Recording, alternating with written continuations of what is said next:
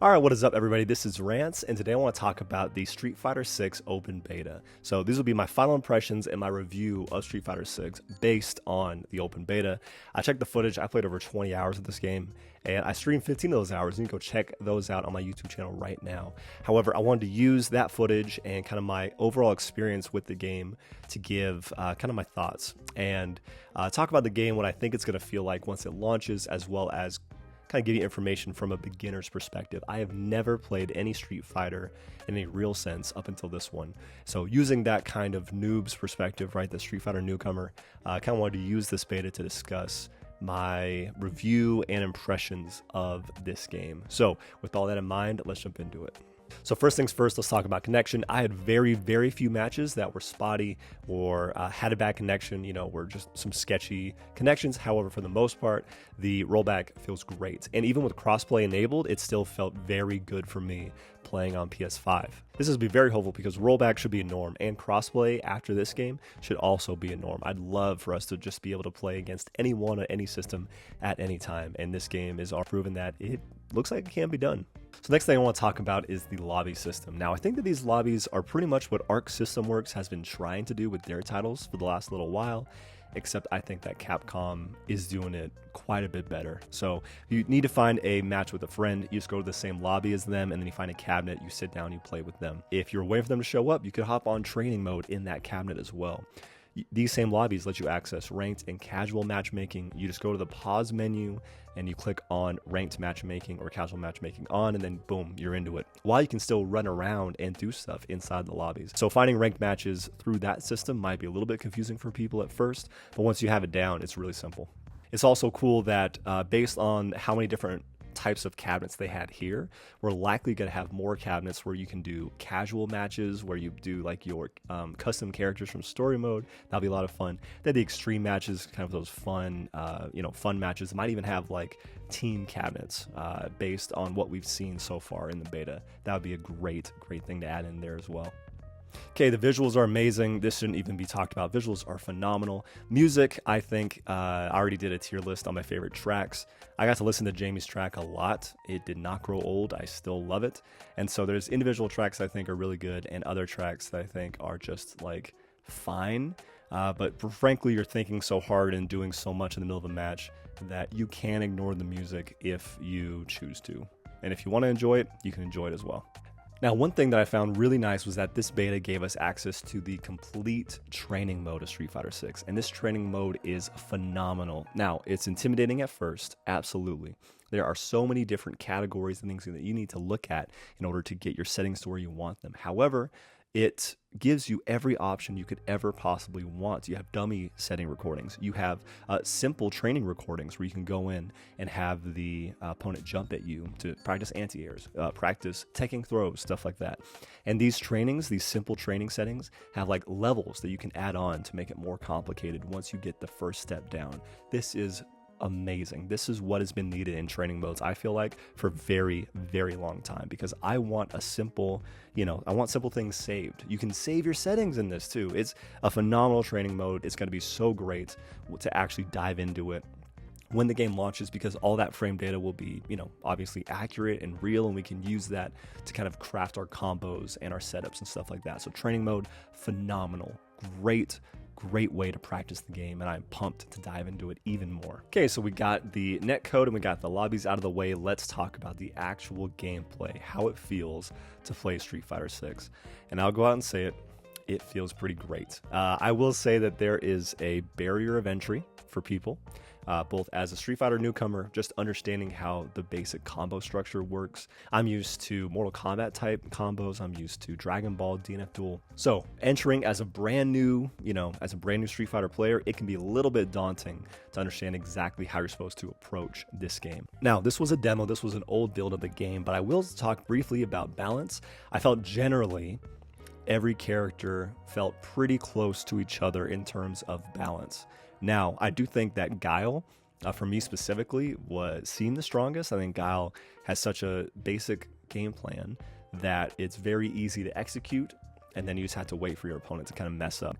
And Kimberly stood out to me as very difficult to deal with. But again, I think you just have to learn the matchup. Besides those two characters, everyone felt very reasonable, very manageable. Everyone has access to great damage if they want it, if they want to spend the resources. There was no character, at least to me, that felt like they were at the bottom of this beta.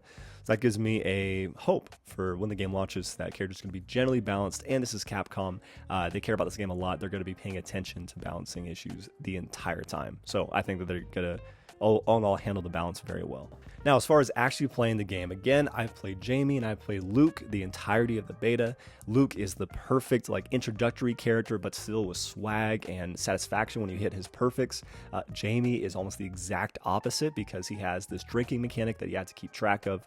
He has different moves based on different levels of drink, so you need to know what drink level you're at in order to access some of your most powerful moves. So playing these two characters, I think, was a really good representation of what we can expect from the game. A incredibly simple character with all the basics you need who can perform very well, and the more complicated character who's got a couple more tricky things up their sleeve and has a few more things that you have to keep track of when you're playing. Now, I will say that this game of keeping track of your drive gauge, keeping track of your life bar, your super meter, as well as any installs you might have as a character, because there are tons of characters who have Blanca dolls. They have, the spray cans as Kimberly. They have drink stacks. They have sun stacks. They have so many different things to keep track of. I will say that it is intimidating if you choose one of those characters, especially. Even Ryu has a freaking install. It's crazy, but I love it. I love having those extra things to keep track of when you're playing the game.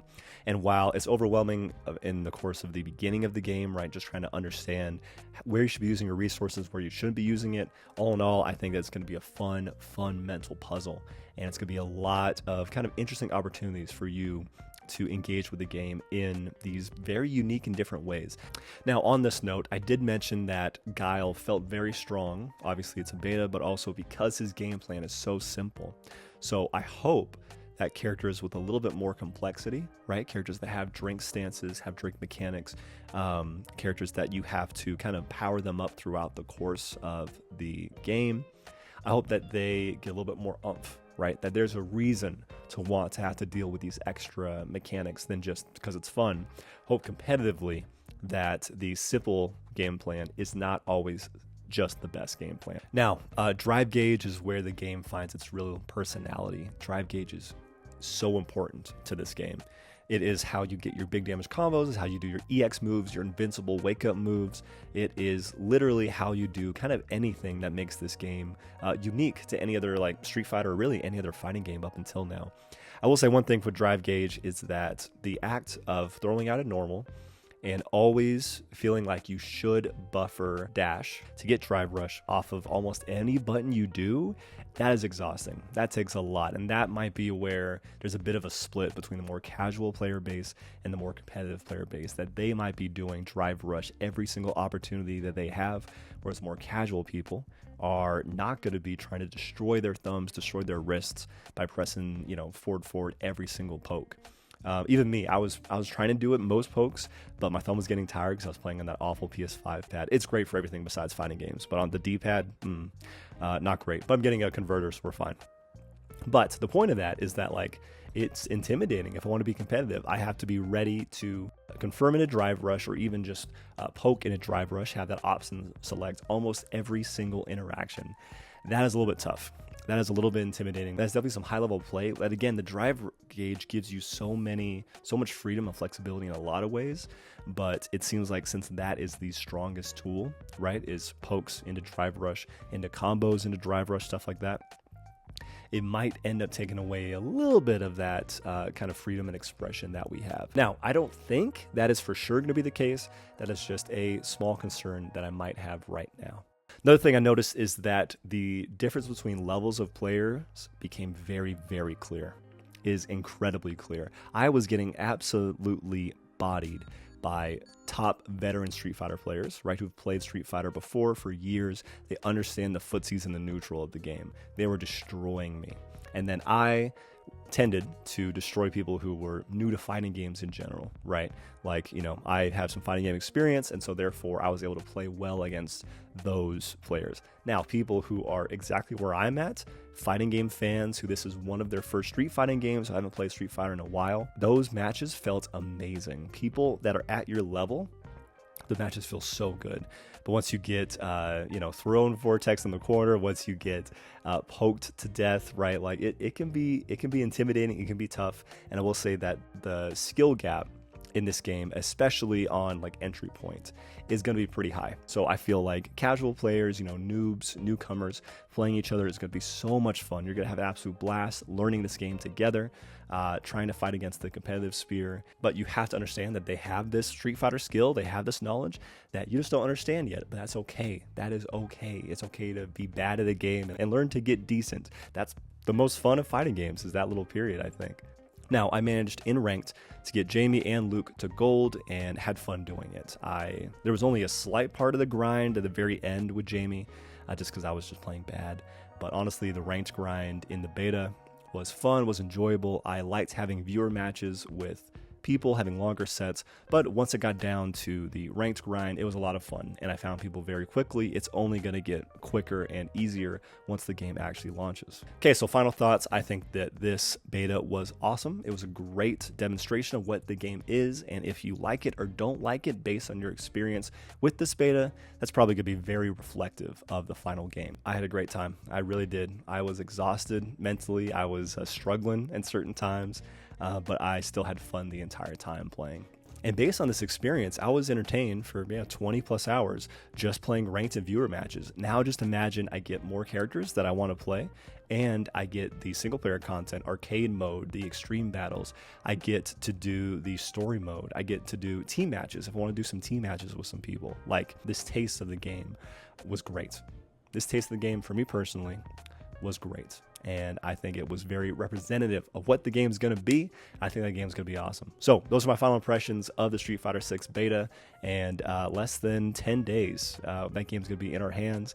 And oh my gosh, it's going to be so fun. It's going to be so incredibly fun just learning this new game with all you guys. Thank you guys so much for watching. If you liked what you saw and you want to see more Street Fighter content, Street Fighter videos, then please subscribe. I'll be doing a ton of stuff when the game actually does launch.